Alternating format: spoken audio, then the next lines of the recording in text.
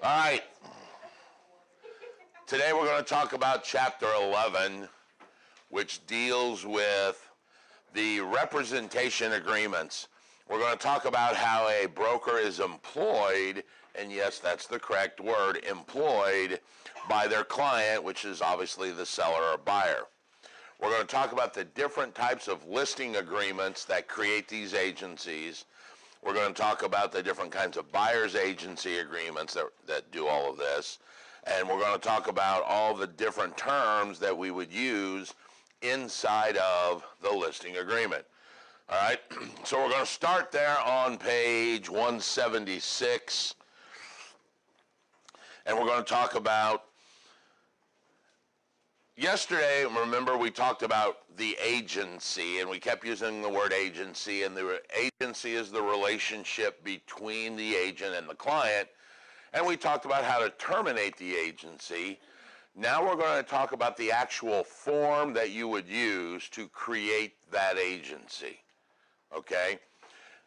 And what we're going to do is use this side over here to be the listing side, and this side of the board over here to be the selling side. Remember, it's called the selling agent when you work with buyers. So one side is for sellers, one side's for buyers. To create the agency, we use what's called a listing agreement inside of our forms. Indiana has this thing called zip forms that we use, which has all of our forms, and they are all written by attorneys, okay? So most of us, once again, another misnomer, we all say, oh, we're going to go write a contract tonight. No, you're not, because you're not a practicing attorney. What you're going to do is fill in 27 blanks in a pre-printed form because they're already there for us, all right? The whole state of Indiana uses the same one, so it doesn't matter which board you're going to. So like I belong to the Bloomington board, I belong to the Indianapolis board. Both of those boards use the same listing form because we all belong to the state, and it's the state forms we use. All right? So the very first listing form, which is an employment contract, they are not a real estate contract. Said that 3 times now, might want to know that. A listing form is an employment form. It's what creates the agency between the client and me. Okay? The most common one is called the exclusive right to sell. The exclusive right to sell. This means I, as the agent, have been given the exclusive right, meaning no one else, to list this property for sale. All right? About 99% of your listings will be this type. The exclusive right to sell. The thing that's the most important here is I get paid no matter what. That's my NMW. Remember, I told you that the state looks at it as if I walked up to some door and went, you're going to sell your house today and you're going to use me. And they went, okay. So I become the procuring cause. Remember that? That was one of the 3 things that earns me the commission, to become the procuring cause.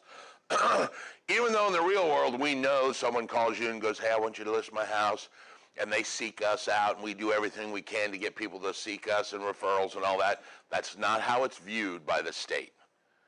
The state views it as if I convinced them to sell. Therefore, the actual act of getting them to sign the exclusive right to sell listing makes me the procuring cause. I get paid my commission no matter what. It doesn't matter who brings the buyer. You could bring the buyer, I could bring the buyer, Santa Claus could bring the buyer. It doesn't matter. I could be golfing in Hawaii and get a phone call and say, hey, we just got an offer on your listing. Sweet, I got paid. All right? The exclusive right. I'm the only agent that is listing this property.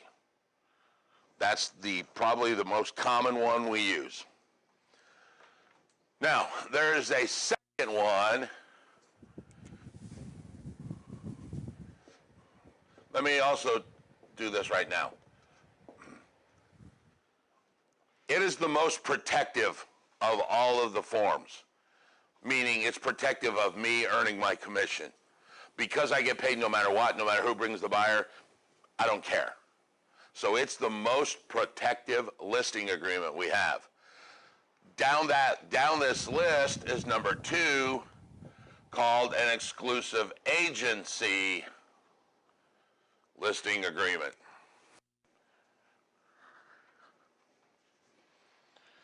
Exclusive agency means there must be an agent involved for us to get paid. So who does this give the exemption to? The actual seller himself. So my notes that I like to put up here is, I get paid no matter what, except finds the buyer. All right? This is not one that you want to choose to use out of the gate because it's less protective of you. There is an exception to you getting paid. If I bring the buyer, I get paid. If you as another agent bring the buyer, we get paid. If the seller finds the buyer on his own, we do not get paid.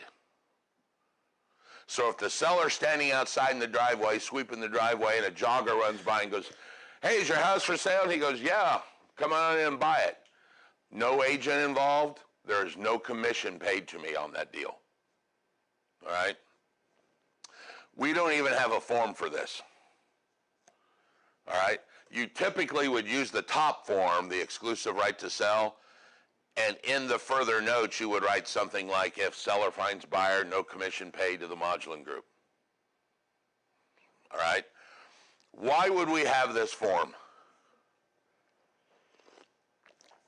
This form is typically used as your last attempt to recruit a for sale by owner.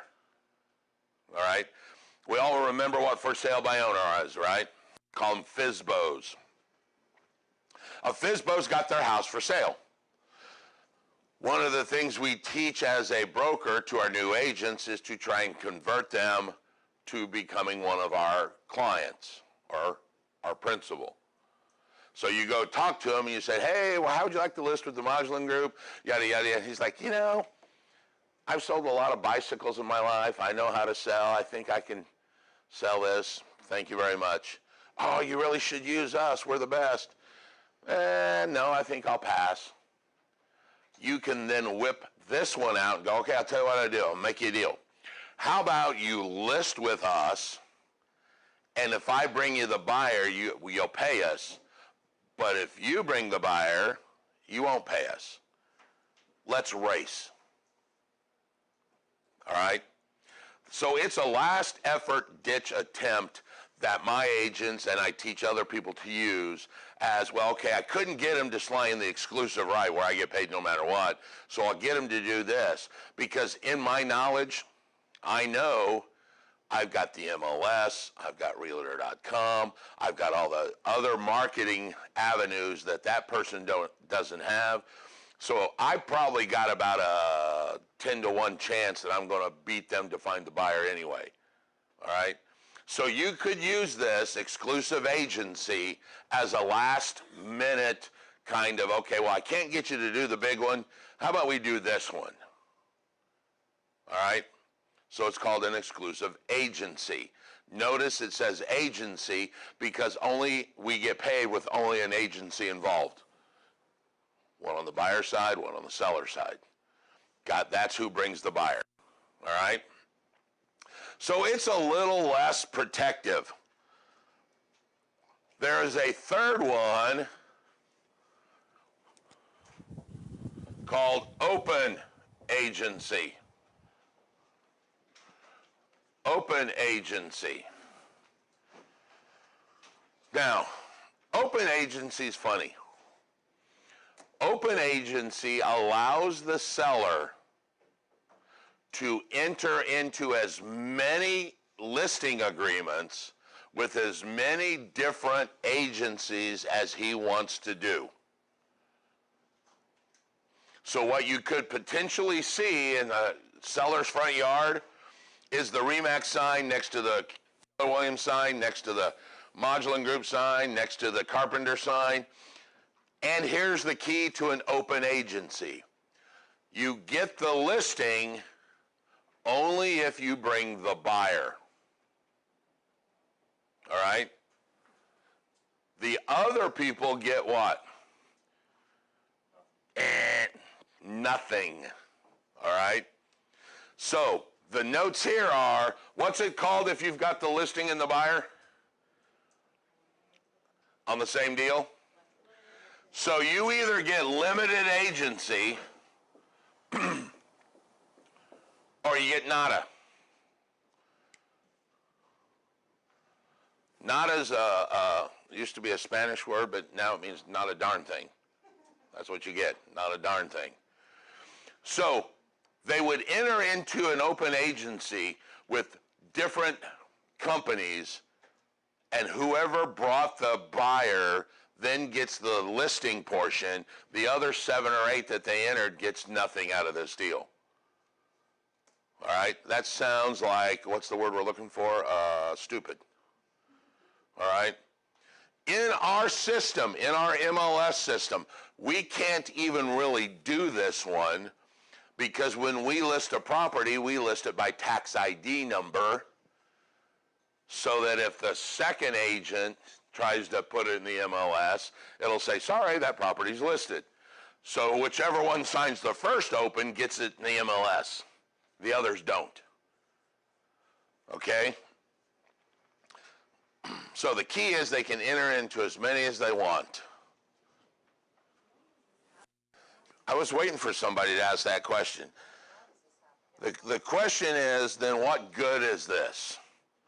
There is a very specific reason or case that this could be used and used effectively. Do we want to spend a couple minutes and think through it, or you just want me to tell you? Just want me to tell you? Maybe there's like,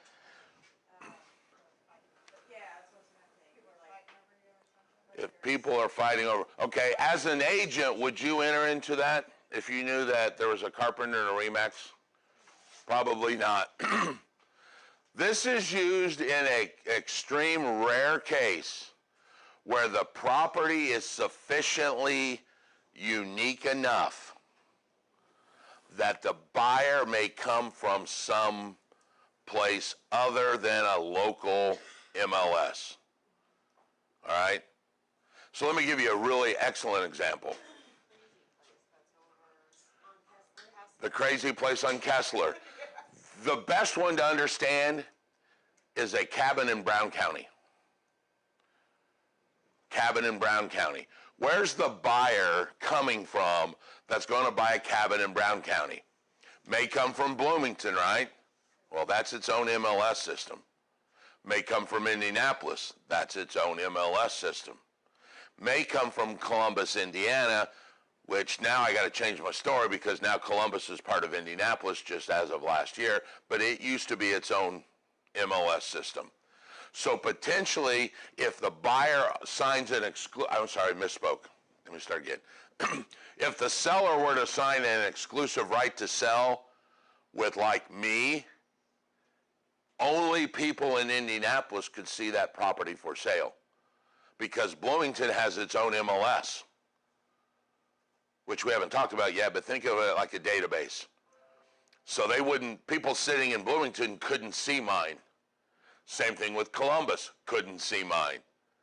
And we can play that game forever. If they signed only with a Bloomington agent, nobody in Indy could see the Bloomington MLS. So what that seller may do is say, I'll tell you what, I'm going to enter into an open agency and I want Raymond, and I'm going to sign it with Raymond so that I get it in the Indianapolis MLS. I'm going to sign it with Scott Lynch in Columbus so that I get it in the Columbus MLS, and I'm going to sign it with Mary Zerba down in Bloomington so I get it in 3 MLSs, knowing that I'm the only one that the Indianapolis people are going to see, so I'll probably bring the buyer and I'll get the limited agent. But if Columbus brings the buyer, I get nothing. Okay? So let's say me as the shopper, well, you say shopper, when I was doing research for my home, Right. but I was searching all over the country, researching where we wanted to move to. So when I was searching for homes, I went to realtor.com, even though my agent was like, you know, shooting me homes, but they were just not what I was looking for. You know, it's just like this. So was I, as the shopper, missing homes just being on realtors.com? Well, Realtor.com, Zillow, Google-based, Trulia, these are all what they call aggregating sites that pull from all the databases. There's a big push in the real estate world to create this international or national database that's just one database so that this doesn't happen. And that's what these Zillows are trying to create, so that Zillow's wish, and I saw an interview with him, CEO, Zillow's wish is that we get rid of like MyBor and the Bloomington board, and everybody uses Zillow so that that instance you can sit in New Hampshire and search properties in New Mexico. All right? Currently, we don't have that. All right? And the biggest complaint with the agents that they don't like Zillow is because Zillow's runs behind the time. There's houses that are already sold. And their CEO's claim is because you're not giving us the right data. If you actually made us the default data, then it would all be current, which that statement's true. I mean, if we just got rid of the MLS, MyBor, and listed all of our listings into Zillow, they would have current information. But as it goes now, we put it into the MLS, and then they scrape the data into the Zillow. There's a time delay, all kinds of stuff. All right? So, yeah, you might have been missing some of the stuff because one of the options that we have is to not allow it to be in that aggregate data scrape that goes somewhere. Technically, I think all we're doing is hurting our client in that case, but we have the right to not put it in there.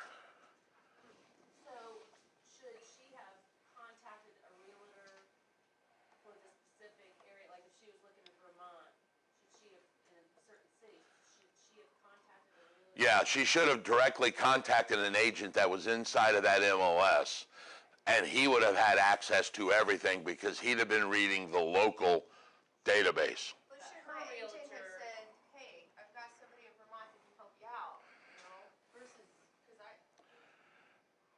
Well, probably, because either way, if your agent's sitting in Cincinnati and trying to give you information on a house in New Hampshire, he can't close that anyway, so he's going to have to refer you anyway. All right? But the problem lies in he doesn't know which agent to refer you. And what I mean by that is I don't know New Hampshire at all, so I'm just guessing. There could be 7 different, like in Indiana, there's 22 MLSs. So if he gave you, oh, call Raymond in Indiana, he's the best. All I'm going to give you is Indianapolis, not Fort Wayne, not Richmond, not any of that. So without you really knowing what city, he can't really give you a definite agent because you may say, well, I want Indiana, and he gives you my name, but you really wanted Maryville. So I can't help you. All right? Let's end this and go to the next one.